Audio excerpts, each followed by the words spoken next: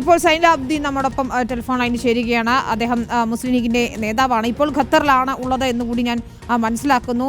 നമസ്കാരം സർ, എന്താണ് താങ്കൾ നമസ്കാരം. എപ്പോഴാണ് അവിടെ എത്തിയത്? ഖത്തറിലാണോ ഉള്ളത്?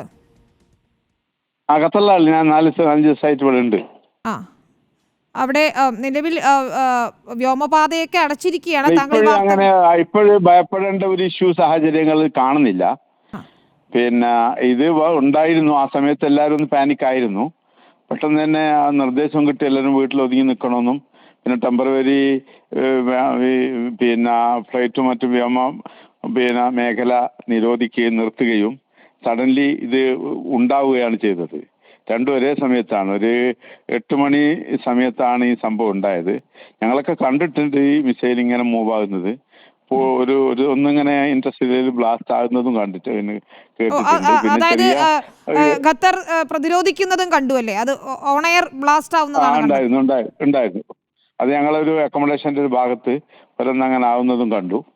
പിന്നെ ഇപ്പോഴും ഇങ്ങനെ എല്ലാവരും ഒരുവിധം നോർമലായി വരുന്നു. കാരണം അന്നേരം പെട്ടെന്നായതുകൊണ്ട് റണ്ണിങ് ടൈമാണ്. പിന്നെ ഇത് ജനവാസ മേഖലയിലല്ല ഈ അവരുടെ സ്പേസ് ഒക്കെ ഉള്ളത്, ബേസിലുള്ളത്. അപ്പോൾ അത് അങ്ങോട്ടേക്ക് ലക്ഷ്യമിട്ടാണ് പോയതും. അപ്പം ജനങ്ങൾക്കൊന്നും എല്ലാവർക്കും കാണാനും സാധിച്ചിട്ടുണ്ട് പലരും ഇങ്ങനെ മൂവായി ഇത് നീങ്ങുന്നത്. അപ്പോൾ ഇപ്പോഴ് ബുദ്ധിമുട്ടൊന്നുമില്ല. ഗവൺമെന്റ് അപലപിച്ചിട്ടുണ്ട്. പിന്നെ ഖത്തർ അതിനെ വേണ്ടത് ചെയ്തിട്ടുണ്ട്. എന്തെങ്കിലും പുതിയ നിർദ്ദേശങ്ങൾ വന്നിട്ടുണ്ടോ? വീടുകളിൽ തുടരുക എന്നത് മാത്രമാണോ വന്നിരിക്കുന്ന നിർദ്ദേശം? അത് മാത്രമേ ഉള്ളൂ. എല്ലാവരും പുറത്തിറങ്ങരുത്, ഒന്ന് സേഫായി ഇരിക്കണമെന്നുള്ള നിർദ്ദേശം മാത്രമാണ് ഇപ്പോൾ വന്നിട്ടുള്ളൂ. മൊത്തത്തിൽ ഈ ഒരു സംഭവം ഈ പശ്ചിമേഷ്യ ഈ മേഖലയിൽ ഉള്ളത് കൊണ്ട് മൊത്തത്തിൽ ആളുകളൊക്കെ ഫാമിലിനെയൊക്കെ പൊതുവെ വെക്കേഷൻ വരികയാണ്. അപ്പം നേരത്തെ കളിയായി ഒരു ഇഷ്യൂസും ടെൻഷൻസ് എല്ലാം ആളുകളിൽ ഉണ്ടായിട്ടുണ്ട്. എയർ സ്പേസ് അടച്ചല്ലോ, അതുകൊണ്ട് പല വിമാനങ്ങളും ക്യാൻസൽ ചെയ്തിട്ടുണ്ട്. ചിലതൊക്കെ വഴിതിരിച്ചുവിടുന്ന സാഹചര്യം. പക്ഷേ ഇന്നത്തെ ഈ ഒരു ഇൻഡിക്കേഷൻ കിട്ടിയപ്പോ പെട്ടെന്ന് അടച്ചതാണ്. ഒരു പെർമനന്റ്ലി എയർബേസ് അടച്ചു എന്ന് ഇപ്പൊ തീരുമാനിക്കാനാവൂല.